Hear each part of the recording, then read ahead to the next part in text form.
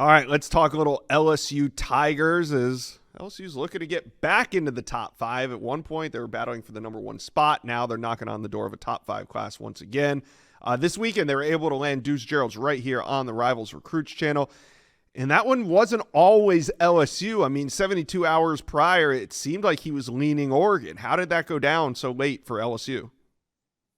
Well, I think when all said and done, just being in Baton Rouge, where his family's from, that's where his dad's from before he went to Ole Miss, still having family in the area. When you start having these final conversations in recruitments, are you really going to go 5, 6 states away when what you're looking for, what you can get out of your college experience is at a place like LSU?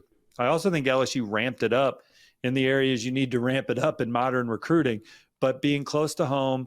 Coach Kyle Williams, LSU's defensive line coach, similar build as Duce Geralds, 6'1"-ish, 280-ish. He played 13 years in the NFL, so getting that unique perspective from a similar body type was very exciting to him. Coach Baker was heavily involved. Frank Wilson recruited his dad. Now he recruited Duce Geralds, a veteran there. So very comfortable with the people. Love Baton Rouge. That's a program that's always in the national title conversation.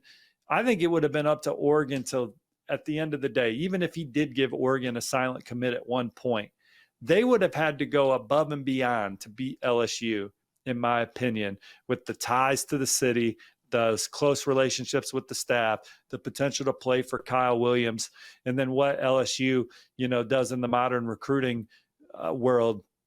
It was going to be tough for Oregon in the end, even if they did have some momentum. And Dan Lanning and company, they're always going to resonate with recruits. Tosh Lupoy, they do a great job. If you're recruiting against Oregon, you better bring your A game. And LSU definitely did in this recruitment for Duce Geralds. Steve, does LSU have the best defensive line class in America?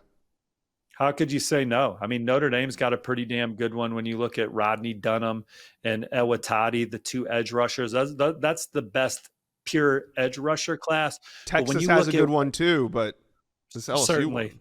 You're looking at Lamar Brown, who could be just the menace, an absolute game wrecker across the line of scrimmage.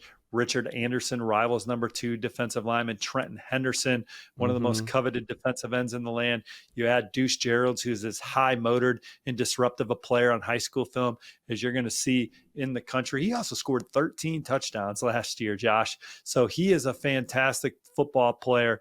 LSU's class, I didn't even mention the kids like Darius McKinley, who also committed over the weekend, whose older brother, Dominic, I think there's a video of him squatting over 600 pounds and they ran out of weight. They got some really good players coming into a program. And that's what it is. LSU, look, they need to get that defense right. That's why they brought in defensive coordinator Blake Baker. That defense has not been playing at a championship level. They've had Jaden Daniels wins the Heisman Trophy at quarterback, as the number 1 offense in the country. They need to get more stops on defense. They need to get more teams playing off script and behind the chains. And this is a recruiting class that helps get them there with what they have committed on the defensive line. It's a pretty damn good class in the secondary too, Josh. So this is a championship level recruiting class for LSU. They sit at number 8 right now. It's a class headlined by Lamar Brown and 5-star receiver Tristan Keys, and they're not trying to be done just yet.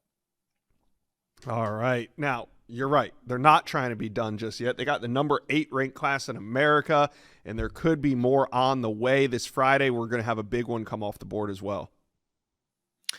Yeah, Jace Matthews is going to announce his commitment this weekend, and you still have LSU having regular dialogue with him. The intel on my end maybe favors the Auburn Tigers, but Texas A&M's talking daily.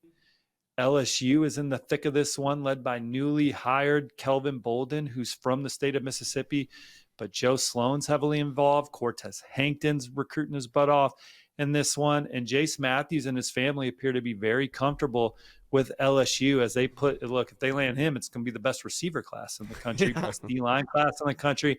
Already have one of the best defensive back classes in the land. So Jace Matthews, another pivotal piece for LSU out there. And then there's only 2 5-stars left. Darius Gray is one of them, the top interior offensive lineman in America. Which way is he leaning?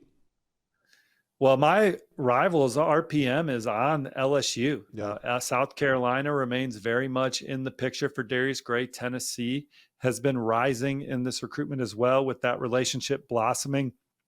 And what he's seen from Tennessee's program and Coach Heupel and Coach Ellerby's longtime track record of working and developing players together. LSU has Bryson Martinez committed. We haven't talked much about him, but he is one of the premier offensive tackle recruits in the country. They can go out and add Darius Gray, the number one interior offensive lineman in the land, to Bryson Martinez, and then you factor in the offensive line bump that a Brian Kelly program should get with the way that his programs historically develop that position year in and year out, from his time at Notre Dame to already at LSU. That would be a heck of a haul and a heck of a duo, Bryson Martinez and Darius Gray.